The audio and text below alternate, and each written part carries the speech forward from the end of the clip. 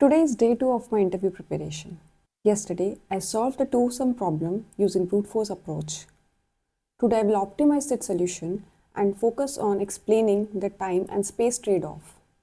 The goal is not just to solve the problem, but to improve the approach in an interview-ready way.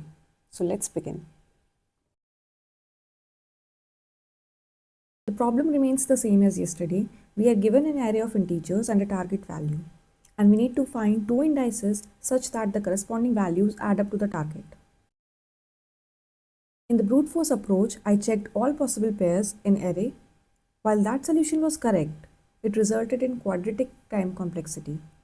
Today's goal is to improve that by reducing the time complexity to O of n. The key idea behind the optimized approach is simple. As I traverse the array, I store the elements I have already seen in a hash map. For each element, I calculate the value I needed to reach the target. This value is called the complement. I start by initializing an empty hash map. Then I traverse the array from left to right. For each element, I calculate the complement by subtracting the current element from the target. If the complement already exists in the map, I found the required pair and can return the indices immediately. If it does not exist, I store the current element and its index in the map and continue. This approach works efficiently because hash maps allow constant time lookup. Instead of repeatedly comparing elements, I directly check whether the required complement exists or not.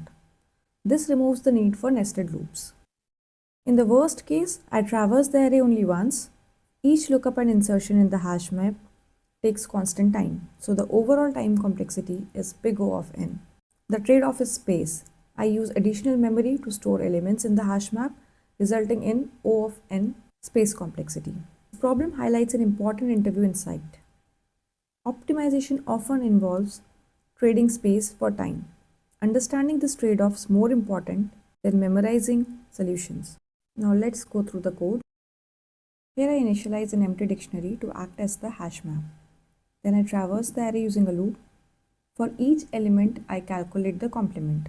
If the complement exists in the dictionary, I return the stored index and the current index. Otherwise, I store the current element along with its index. This completes the optimized solution. Now let me run the code once.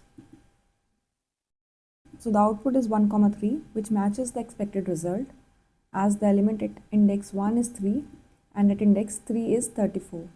And the sum of these two elements is equal to the given target. Today's focus was not just solving two-sum faster, but understanding how to move from a brute force solution to an optimized one. This ability to improve solutions is critical in technical interviews. Tomorrow I'll continue with arrays and focus on edge cases and constraints. If you're also preparing for interviews, feel free to follow along. This is 30 days of honest preparation, no shortcuts. See you on day 3.